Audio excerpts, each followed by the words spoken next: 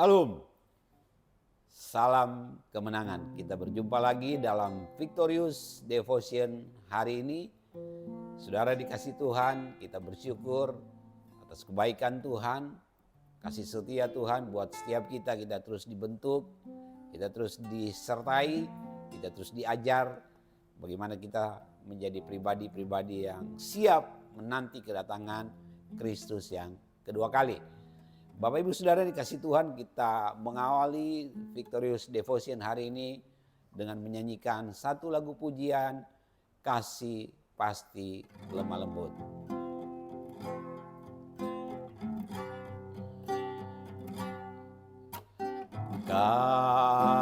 Kasih pasti lemah lembut, kasih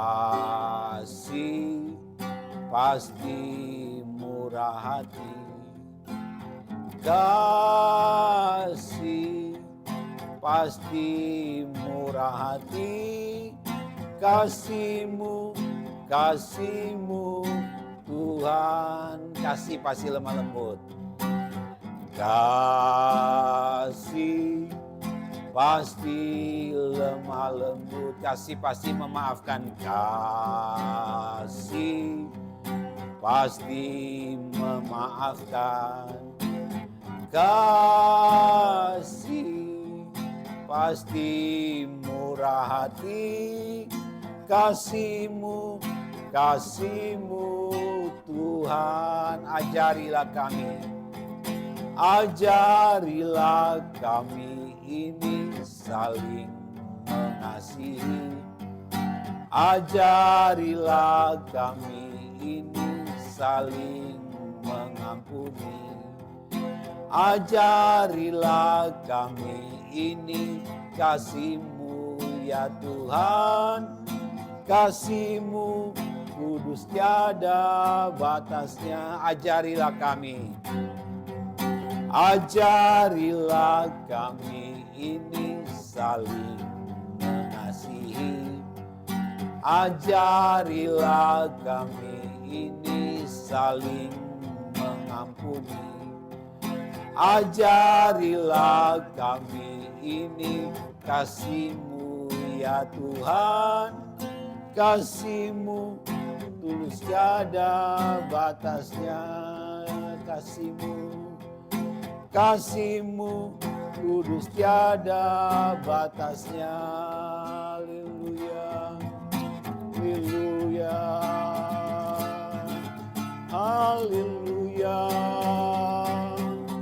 haleluya. Terima kasih Tuhan, terima kasih. Syukur kami naikkan,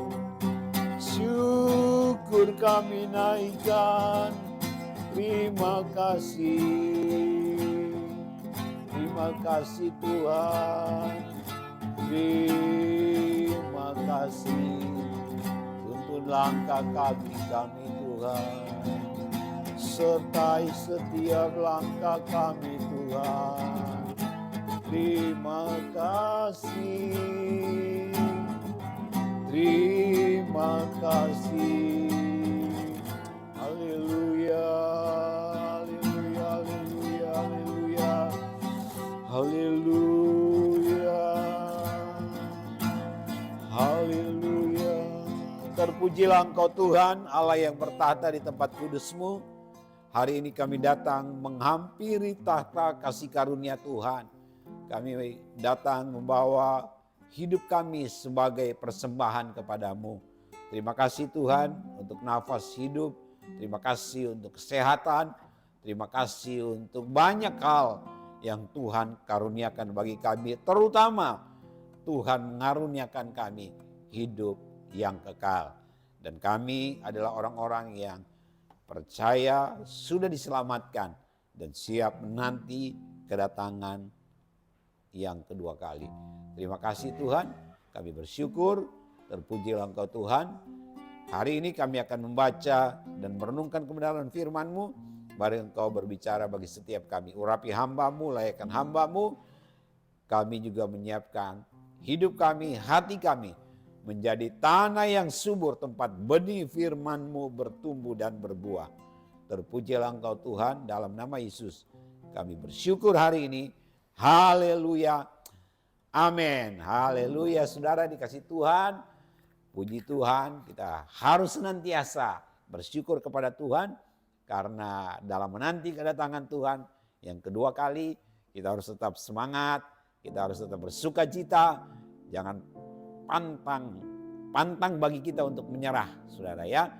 Persoalan, pergumulan, beban hidup yang berat sekalipun, jangan pernah membuat kita meninggalkan Tuhan ya.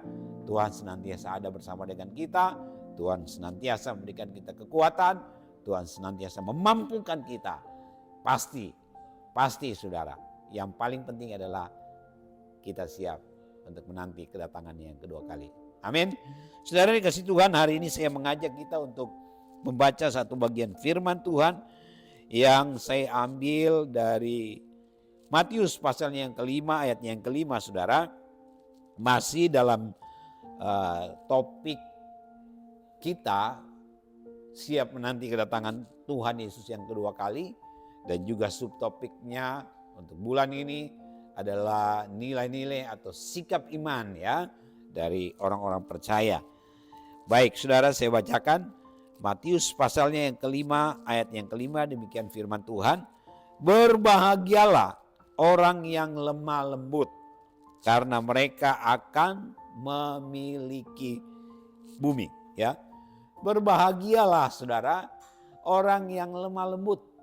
Lemah lembut ini adalah salah satu nilai atau sikap iman, karakter yang harus dimiliki umat Tuhan. Ya, saudara dikasih Tuhan.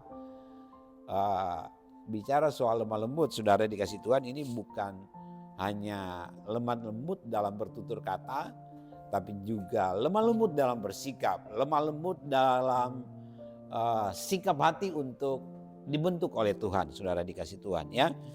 Ya, jadi kita diingatkan untuk memiliki nilai ini, saudara dikasih Tuhan. Memang saya sadar betul bahwa untuk sikap lemah lembut ini, saudara, khususnya dalam bertutur kata, seringkali seseorang dipengaruhi oleh latar belakangnya ya, latar belakang sukunya, latar belakang adat istiadatnya. Katanya orang-orang yang biasa tinggal di gunung itu lebih lemah lembut daripada orang-orang yang biasa tinggal di tepi pantai atau di pinggir pantai lah, seperti itu. Karena katanya kalau orang-orang yang di gunung itu biasanya ya dalam bertutur kata lebih lemah lembut karena ya dipengaruhi dengan faktor kalau di hutan atau di gunung atau di daratan yang jauh dari laut itu suara orang dalam berkata-kata lebih lembut karena dengan suara lembut sekalipun sudah bisa kedengaran.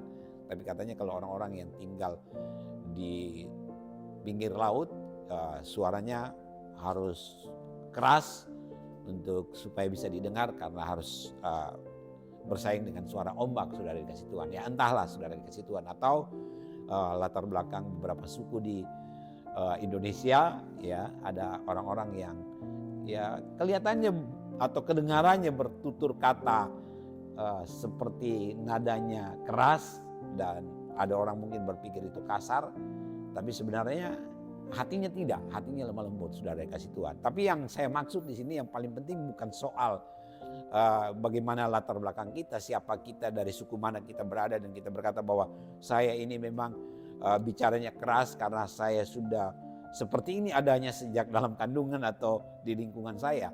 Tapi saudara dikasih Tuhan, ya bicara lemah lembut itu bukan berarti tidak bisa bicara tegas, tidak bisa bicara keras gitu ya, tidak bisa berbicara atau menegakkan prinsip-prinsip atau nilai-nilai yang benar-benar harus ditegakkan begitu ya. Orang-orang yang bicaranya tegas, bicaranya keras sekalipun itu juga bisa lemah lembut, saudara. Akan terpancar atau kelihatan dari sikap hatinya. Nah, saudara dikasih Tuhan, nilai inilah yang harus kita kembangkan dalam diri kita sebagai orang-orang percaya, orang-orang yang siap sedia menanti kedatangan Kristus yang kedua kali. Ya, lemah lembut ini juga saudara diartikan sama dengan rendah hati, ya. Lemah lembut itu juga bisa sama dengan rendah hati. Dalam Mazmur 37 ayat 11 bilang begini, tetapi orang-orang yang rendah hati akan mewarisi bumi. Kalau Matius 5 ayat 5 tadi akan memiliki bumi dikatakan, ya. Tetapi orang-orang yang rendah hati akan mewarisi bumi, mewarisi negeri dalam Matius 37 ya ayat 11. Maksud saya Mazmur 37 ayat 11, dan bergembira karena kesejahteraan yang berlimpah-limpah, ya. Jadi lemah lembut itu juga bisa kita artikan sebagai sikap hati atau nilai atau karakter rendah hati. Kenapa? Orang yang lemah lembut, orang yang rendah hati pasti siap dibentuk atau mau dibentuk, begitu ya. Harus mau merendahkan hatinya untuk senantiasa diproses, dibentuk oleh Tuhan sendiri. Nah, Yesus sendiri mengajak kita, mengajak orang-orang yang dalam pergumulan, dalam masalah atau dalam ikatan apapun itu. Dia berkata dalam Matius 11 ayat 28 sampai 29, saudara. Matius 11 ayat 28 sampai 29 bilang begini. Tuhan Yesus mengajak, marilah kepadaku semua yang letih lesu dan berbeban berat. Aku akan memberi kelegaan kepadamu. Pikulah kuk yang kupasang dan belajarlah kepadaku, karena aku lemah lembut dan rendah hati, ya. Dan jiwamu akan mendapat ketenangan. Ini ajakan Tuhan Yesus, saudara dikasih Tuhan. Ya, biarlah setiap kita umat Tuhan, orang percaya, kita mau belajar dari Tuhan Yesus sendiri, karena dia sendiri mengatakan bahwa dia adalah pribadi yang lemah lembut.